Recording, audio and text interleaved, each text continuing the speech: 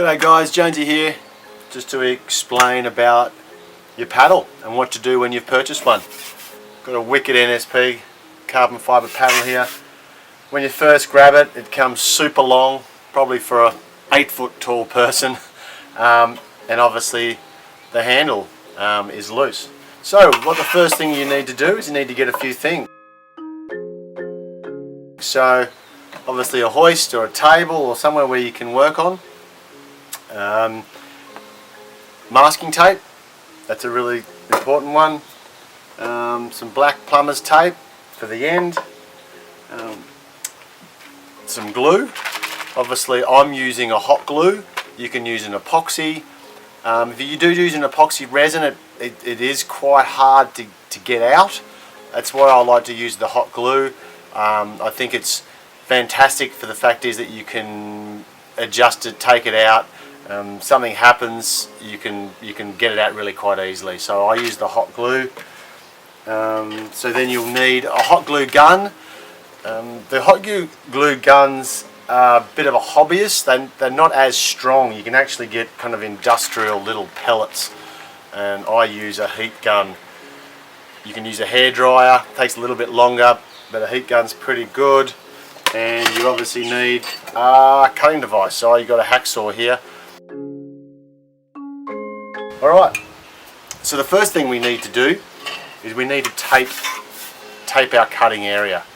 It's really important that we tape our cutting area, for if you just cut the straight fiberglass or the carbon and glass, it can tend to splinter and it can tend to have runners and little fibers might come off, and it's a really bad idea because you can get yourself in big trouble.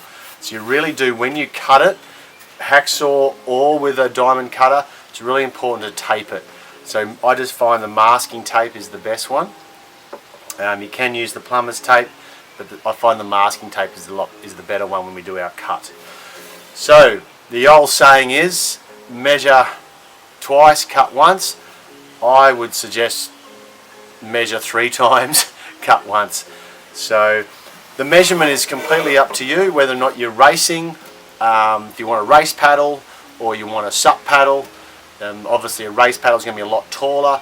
A little rule of thumb is like a sharker above your head, or if you're kind of standing up, it's just like a bit of a limp wrist over the top. And with a surf paddle, with a surf sup paddle, it's normally around about head high, maybe a little bit bigger. Some people like a little bit bigger, like an inch bigger. Some people like a little bit shorter, but it's surf paddles are normally head high, race paddles are normally a sharker above your head, or if you just limp your wrist over, that's a really good one. Alright, so I've measured this one 3 times and this is where I want it. So let's get in cutting it. Okay.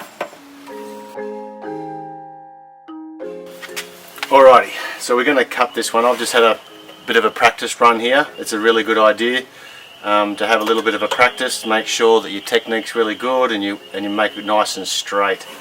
So here's obviously my mark here where I want to cut it.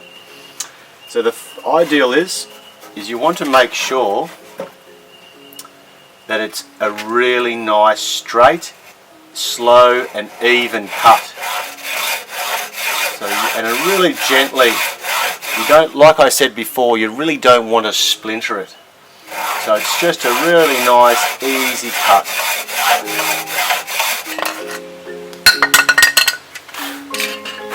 Alright, there we go. Alright, so we've cut our end off. So now we can take our masking tape off. Alright, that was a bit harder than I thought. Okay, the other thing I didn't mention was we just need a little bit of sandpaper. We just want to just sand that is, just take that little sharp edge off. Just give it a really nice sand. This is the other thing this really helps for, is obviously again those little splinter runners. We don't want any of those coming off, and this just helps it. So just give it a little sand. Alright, that's looking good. Alright, let's get to the next stage. Alright guys, so the next step is we've obviously cut our end off. We've got a handle. So it's probably with your epoxy, you can actually just go down to the hardware store and just get an epoxy and put it in.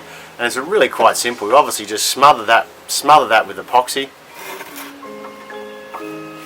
push it in, make sure it's all set up, which I'll show you in a minute, and that's it.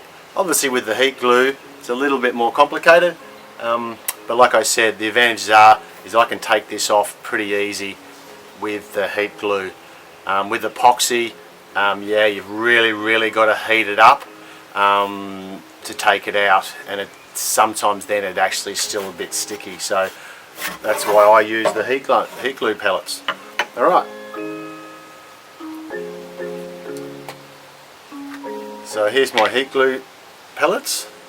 It's a little industrial kind of pellets. We don't need much, just grab 4 of those. And now what we need to do, like I said, we can use the hairdryer. I've got a heat gun. Now we just need to heat these up.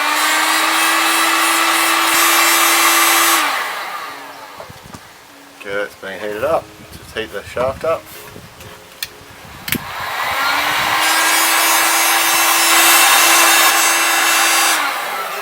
Alright, with the carbon, it actually really holds the heat in, so it actually is still hot for quite a long time. So with the heat gun pellets, we just need to melt these on there now. I just kind of place them on, and now we just heat them on like this. Alright, so we've got our pellets here. Now let's just whack those on. Now we just need to heat these up.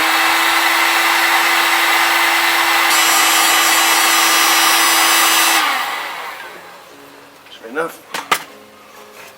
Alright, now we just kind of twist it in, make sure that glue is all the way around, all up inside, kind of have it up in place. So you can actually touch it, it's a little bit hot, it's not too bad. Alright, now this is the stage, so you've obviously got all this glue around the end here. I actually quite like all that glue, because that's actually going to hold it in there. So while it's all nice and warm, we actually get our plumber's tape, just our electrical tape I mean, and we actually put the tape on while it's nice and warm, and then we go around and put that tape on while it's on. This will kind of give a shrink wrap effect as well, because it's hot, it will shrink on. And you just tape around. Got a bit of a glue on there, it's alright. Take that off. Alright, and we just go around with our tape, and all that glue is kind of squashed in there. And I like to go and use a fair bit of glue. Alright. So now we can actually twist that a little bit. We can actually twist the whole lot, and we make sure that we get our paddle perfectly square. Let's take that off. Alright, now we really just concentrate on getting that perfect. Alright, and we can just twist that around. You can use your eye, you can use your lay it on the ground. It's just really important, because when this glue sets, it's going to set nice and hard. Alright, so we'll just get that really nice and square. Alright guys, well that's all done. So it's looking really good. A few things that I just want to run through with you. So cut it a little bit longer than you think. So don't start off at that perfect length, because if you go out there and you find, oh geez, I wouldn't mind a little bit longer, no, you can't do it. So start a bit longer than you think, and then you can cut it down. So you go out, yep, want a little bit too long, you can keep going down. I mean, sometimes I go 3 or 4 times just to get these little margins, just to get that perfect size. So always cut it longer than you think. So with the handle, it's facing, so the paddle, direction of the paddle is going this way, So you want this major scoop size is for your fingers. Okay, so that's the finger size. So that's the way that you paddle. All right. The other way, it will feel funny in your hand. So it's quite logical, but just make sure that this real scoopy side is for your fingers facing up, and that's the way that you paddle, this way. All right. Well, I really hope that helps. You've made a great choice with an NSP paddle. They are definitely the best, one of the best in the world. And happy chopping. All right. See you later. Bye bye.